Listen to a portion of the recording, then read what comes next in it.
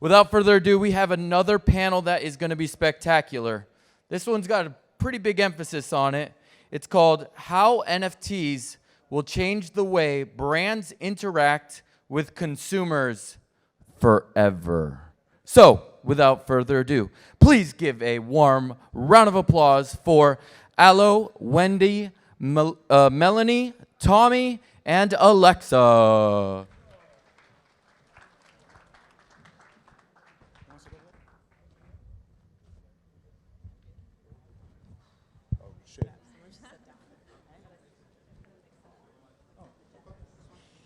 How's everyone doing?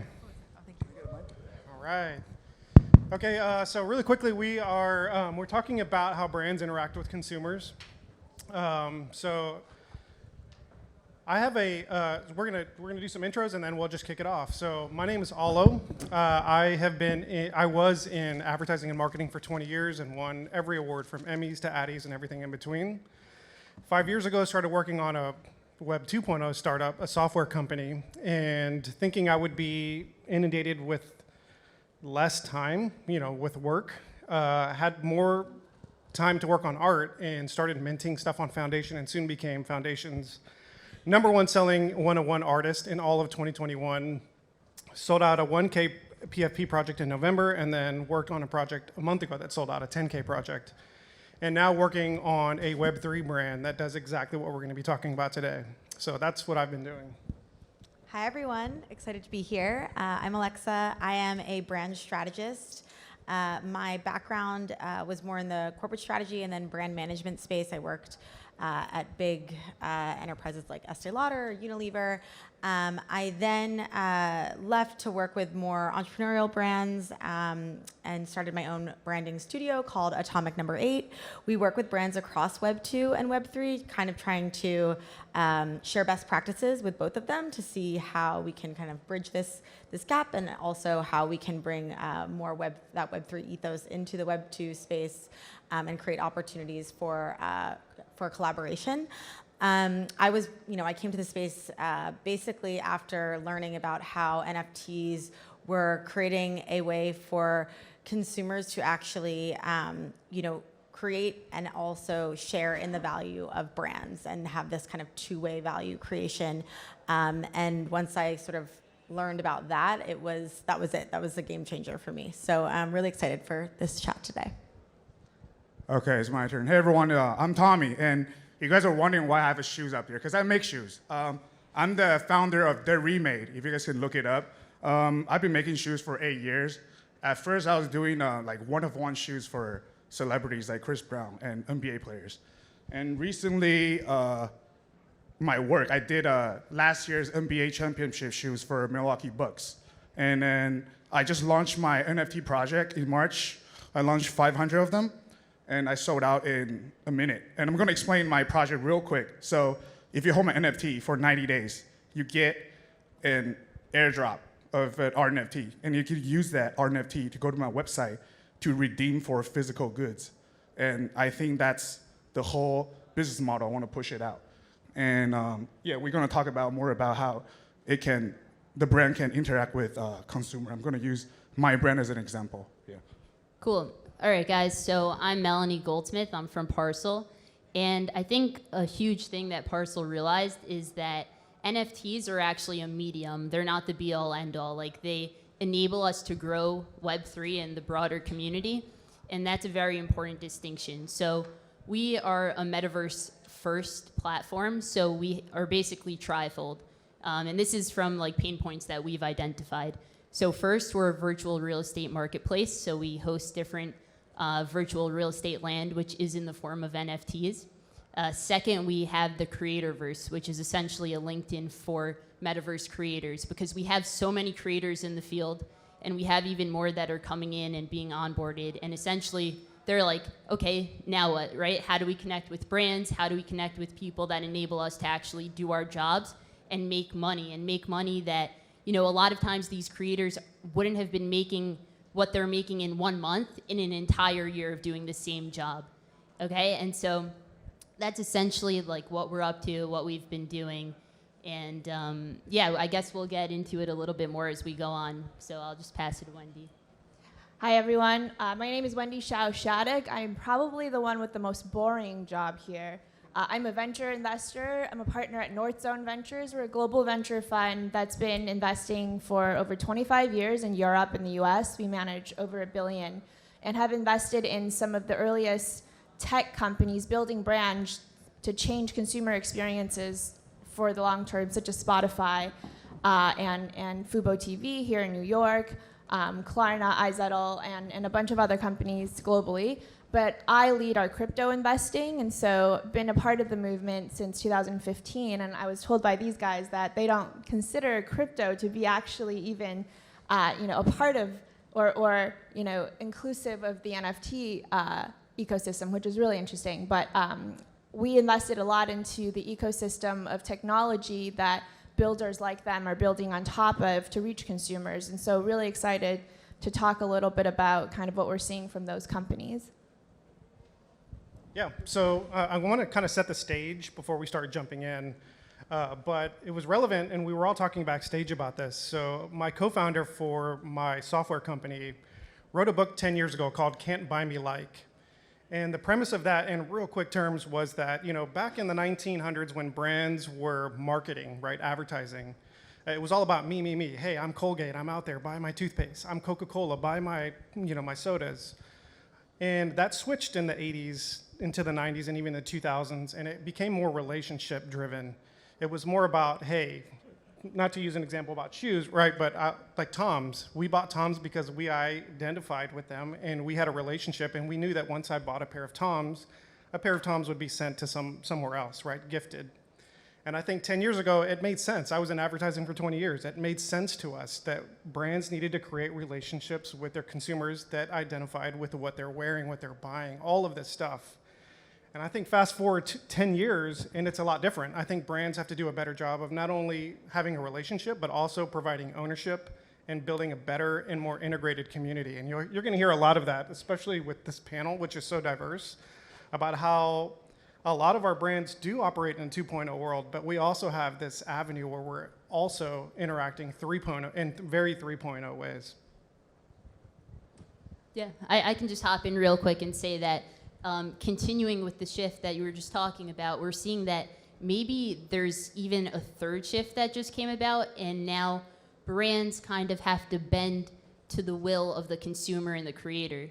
So brands have to use their creative strategy, and they have to really use a new way of marketing and a new way of coming up with that creative strategy to work with like the innate value system of, let's say you're in the metaverse in a virtual world, or even if you're in like Discord, or if you're part of a DAO, you have to understand the values and the needs and the wants of those native communities.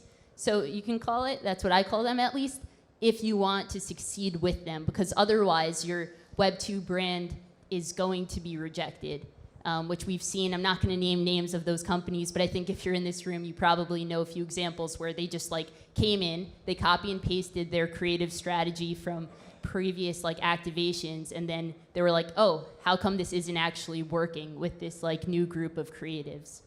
Yeah, and to build on top of that, I think we're actually seeing not only the marketing strategy and the creative marketing strategy shift, but also just brands in general and like how you build a brand, right? And how you actually establish a brand, right? It's not this hard shell of a thing anymore like it was before, and those brand guidelines aren't as rigid, right? Because there needs to be room for this sort of osmosis between the brand and the community, right? And the brand has to actually take on some of what the community is looking for, and vice versa. And so there's sort of this, again, like this membrane, right, between the brand and the community, or the leadership team in the community, where they actually have to cross one another. And it's really just changing the way I think brands actually like take shape and evolve over time, which is really cool to see. And to bring it down a bit from the abstract into the practical, I mean, it'd be really interesting to hear from your guys' perspective how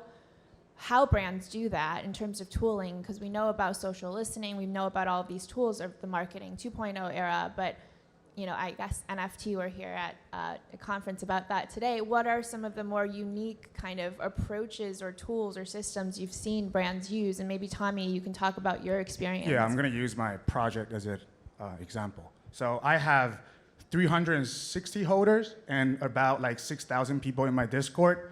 And I think if brands want to run an NFT project, you don't really have to do a Discord or Discord. Depends on your brand. But for me, I've been doing niche market for a while. So how I do it is I kind of let my holders decide what the shoe they're gonna get to redeem next. So I posted, I have a channel in my Discord called Process.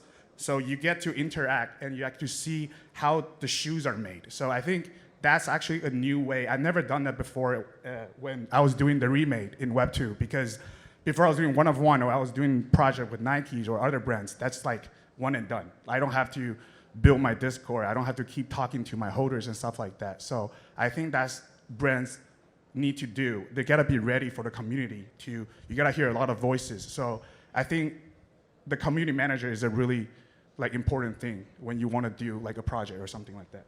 Yeah, and I think that's a great point, right? Like the idea of a community manager used to be like a part of the marketing department, and now it's like almost like instead of a CEO or a CMO, like the chief community officer, like that's everything, right? Because if you're in touch with the community, that's going to shape your product roadmap. It's going to shape the way the brand changes over time and the overall brand strategy. And to build off of what you were saying, you know, I think we've all, I'm sure, experienced focus groups up on this stage, and I think that those days are kind of over. You don't just like pay someone to sit in a focus group and get their opinion. You've now got these communities, whether it's on Discord or Geneva or whatever tool you're using to engage, whether it's a room or whatever, and now they actually like the value that they get out of it isn't just like a thanks for coming today, here's a free product. They actually get a stake in the product, in the company, in the organization, and I think that's something that's like totally new, and I think what makes this such a game changer.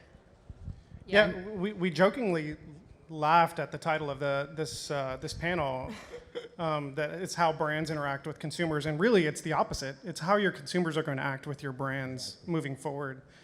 And we were talking about, we were just, shooting the shit, and we were asking us, just posing questions, and one of the things was, how do brands jump in the space, particularly brands that weren't born from it or were made from the NFT space or the Web3 space? And we talked about several companies that tried and failed and some that did really well. And what we talked about were, being authentic is still very much the red line that goes through a lot of it. And so for brands to succeed, you have to partner with the right communicators, the right moderators, so that you have authenticity and the crowds that come with them. Yeah, I think partnerships, right? Especially if you're like I guess if you're an entrepreneur like you, right? You're doing this on your own. Like you're innately more in touch with your community. I feel like if you're a major corporate, and you just launch NFT, you hire an agency and you just launch an NFT project, and your infrastructure isn't really set up to manage that community, and it's just a totally different model. So I think actually dipping your toe in the water if you're one of those big organizations by partnering with existing communities or doing some licensing work, I think is becoming that's going to become a huge opportunity as well. But I think really it all hinges on that authenticity, and this community can really sense, and by this community I mean this NFT space, people who are here now can really sense when something isn't authentic, and it's dangerous because they will really just kind of throw you out. So a good example would be Nike. When they want to enter the Web3 space, they really just acquire Artifact, if you guys know. And I'm actually an early participant before Artifact. The founder actually hit me up and then tell me about the whole concept. That's why I've been riding this wave. And another example would be Adidas when they do the launch with BAYC. And then now I think Adidas is a really good example of if you are an established brand in Web 2, and you want to do Web3, and do it as a brand. You don't really have to keep feeding your consumer, but just stick with your roadmap, like your phase 1, phase 2, phase 3, phase 4. If you stick with it, consumer will really just adapt to it and keep it as a brand, not like a flipping project or like investment thing. Because I keep telling people, NFT is not an item, it's a tool, it's a technology. So company really needs to, and brands really need to know that and understand the technology behind it. Yeah, I think that's a super important point, actually. Parcel, we actually always say that the value isn't actually derived from the NFT itself. The value is derived from what is built on top of that NFT and what that NFT, in our case, the piece of land of a virtual world, but what that can actually like lead itself to and enable the holder to do with it. And if we're talking about NFTs, to be clear, they're non-fungible token standard. It's a piece of technology, right? And now it has all this meaning on top of it that is very cultural. And so I guess to your earlier point, some brands can use it just as that, as rails for, let's say, something that sounds a bit boring, but like below the line marketing, loyalty cards or something like that. The rails for that, or it could have a lot more meaning and purpose and ownership behind it, in that it makes the community feel like they're co-owners of this brand altogether.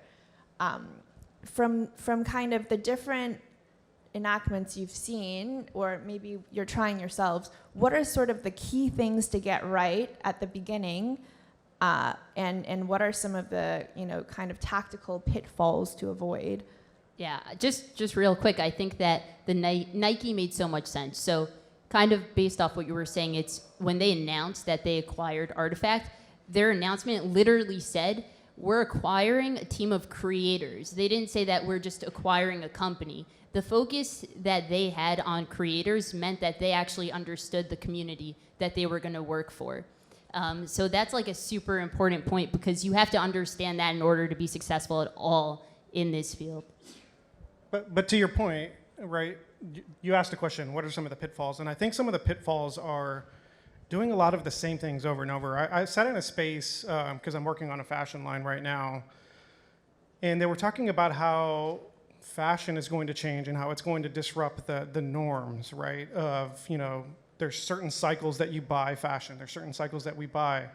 And NFTs don't give a shit about cycles. They don't give a shit about timing. It's all about creating something different. It's about creating. So one of the pitfalls, to answer your question specifically, is not to do the same things over and over. And I think what we see a lot of brands that try hard and fail are the ones that do things that are like loyalty programs. Shit already exists. We already have loyalty programs. What next, right?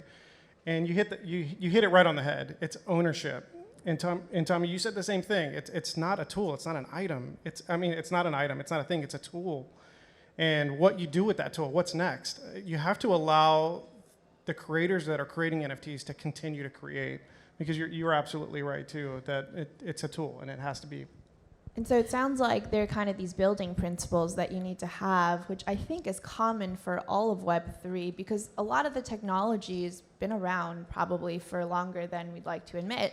But these principles around creating something new, enabling kind of bottoms-up creativity, ownership, arguable if sort of decentralization and privacy is what makes it into the NFT world, but I know it's very much a big part of the rest of the crypto world. But are there any other like very cool examples of what you've seen work in the early NFT communities that maybe were a little bit separate from kind of the commercial brands that we think of today, sort of the really native OG ones? I think because it's still really early, so there's so many different projects or so many different Web3 companies. People still brands are still finding out their ways and stuff like that. I don't think I can name like names out, but I think it's a tool. So I think people really need it. Brands really need to know how they're gonna use this tool or the projects. Not about just airdrop or stuff like that. Just really don't turn your NFT into a JPEG or just it's an image there. I think it's right now the face should be about phygital, or how you should use NFT as a tool to utilize your brand into advantage and to reach out to your consumer.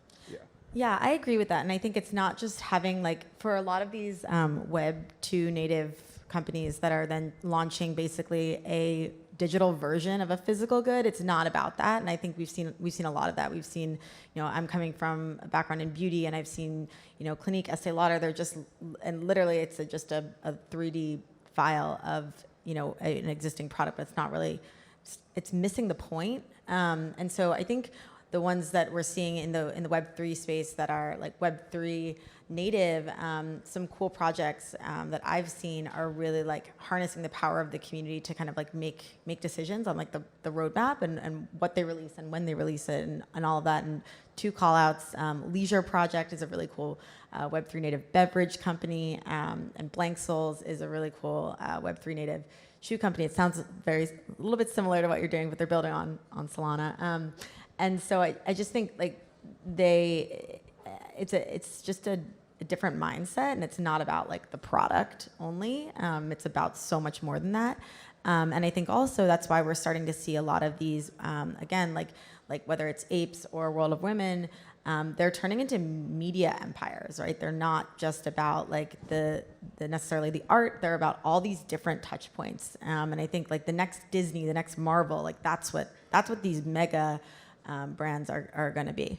Right, and I think that actually, like your public wallet, let's say, maybe that's like the Web3 version of Instagram, because you actually get to handpick what you want people to be able to see about yourself, and especially like after COVID and after these NFT projects really understand what drives people, and I think that like what drives people honestly is hype and flexing. As much as we want to deny it, you know, people love like sneakerheads, let's say, right? That maybe that's why Nike understood this, because Nike. Yeah. They had Jordans, they had the Jordan 1s, Jordan 2, right? They understand the colorway, they understand what it means to value scarcity.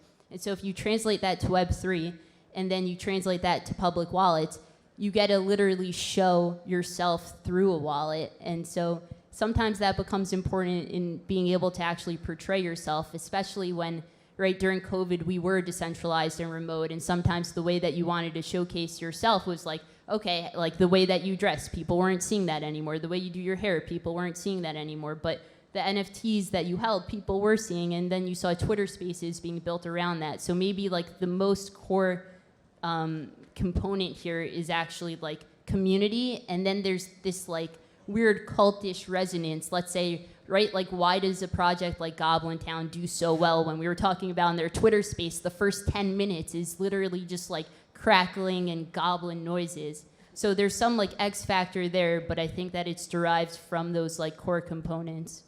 And you talk about hype, and that's been such a big part of a lot of the stuff that's happened in Web3, but yet we're in one of the worst bear markets we've seen in a long time. And Tommy, you made a really interesting analogy earlier when we were back there about, you know, crypto prices and its relationship with NFTs. So maybe it'd be great if we could talk a little bit about, you know, how we think about the boom and bust cycles and how that has to do with NFT adoption and communities. Oh, so what I talk about, I said I'm not into cryptos, but I'm into NFTs. Yeah, it's because I just like the technology and I love building. So I don't really look at the crypto price. I'm just gonna keep building. Yeah, and besides that, I really want to add a cool example, just out of the blue. I just thought of it. When I first launched my project, something crazy happened. Like in traditional shoe market, when you launch a product and it has a secondary market, there's no way when I first launch it, when I sell it, there was like 200 transactions with my NFT going back and forth, and it generate like 200,000. So I think that's the cool thing about NFT and the stuff like that. That's why I just want to build on NFT.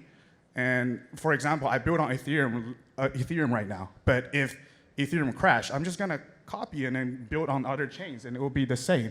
Since I'm doing phygital, and there's something actually could support my project. It's just not a PFP. It's actually a utilized NFT. Yeah. I also think there's two different mindsets too. So when the NFT collectors that are reacting to bear and bull markets are the people that are flipping. They're making a living off of NFTs, whereas I think there's another mindset that says, hey, I'm going to build a community as a brand.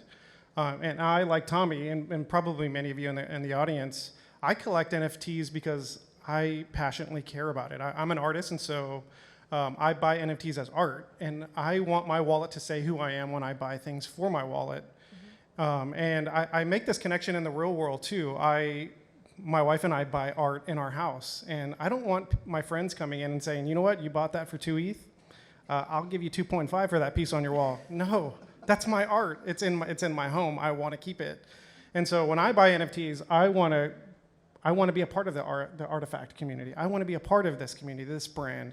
And so when you're building these projects around your brands, just realize that most of the time, and I think as we evolve as NFTs, I want to be a part of that community.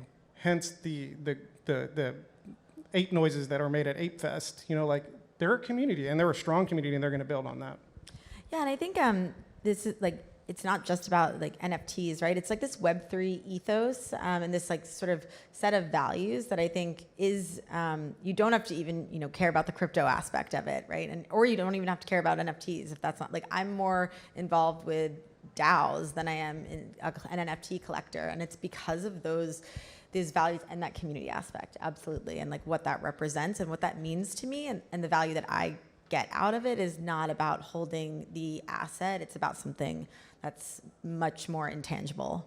Right, and it also enables a lot of, not necessarily just collecting art, not to downplay the importance of collecting art, but there's so many use cases for NFTs that we can think of, right? There's token gating. Let's say you have an event, instead of these like tickets, right? You can just have an NFT in your wallet and get in. That can expedite a lot of things, and that can also get rid of people like scalpers, right? So then tickets, then those can't be copied, those can't be remade. If we're talking about sneakers, you can have tickets of authenticity on chain paired with your physical pair of sneakers. So that can also work for companies like, let's say, Sotheby's, right?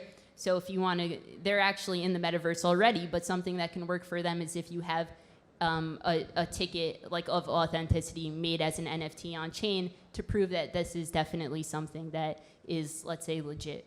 And so even, let's say, if we think about Film 3, right? So this way that these big like film companies and conglomerates aren't the ones that own the entire film, and this way the creator is actually enabled by the community to build out maybe more of an indie project. So aside from art, there are actually like many, many ways that businesses can utilize NFTs in a way that, you know, can really like catalyze their growth in other ways. So to wrap, because we have about 30 seconds, a few of us have booths, and I want to give time to do that because we got here 2 hours early and we're just talking. We just met. And had one of the best conversations we've had in a long time. Exactly. So really quickly, if we want to keep that conversation going, if you have a booth or you want to meet somewhere where you guys I'm going to be. say real quick. I have a booth on 7th floor. Not just my project. I also invested in 2 companies. So one of them is going to be up there called Redreamer. It's going to solve the ticketing, authenticating problem. And another one is the hard wallet. It actually has a screen. A hard wallet with a screen. So 7th floor at the sponsored demos. One of my portfolio companies, Magic Labs, has a lounge on the 6th floor. It's really nice and, you know, big and relaxing. So go check it out. They build very easy Web 2-like on-ramp experiences to help users create a wallet using something as simple as just an email to onboard into Web 3 apps. Yeah, just if you're interested in the metaverse and if you saw these maps floating around of NFT.NYC, check Parcel out. You could definitely connect with me there, and it can help you onboard or, you know, work on a project. And my studio produced an event that I'm headed back to. It's a 3-day sort of unconference activation down in Soho at Anomaly. It's at 530 Broadway. So if you're in the Soho area, it's all day today, tonight, and tomorrow. All right, I'm going to be on 7th floor, and there's a chance you guys can win this pair of shoes. So, all right. All right, thanks Thank you, everyone. guys. Thank you. Thank you.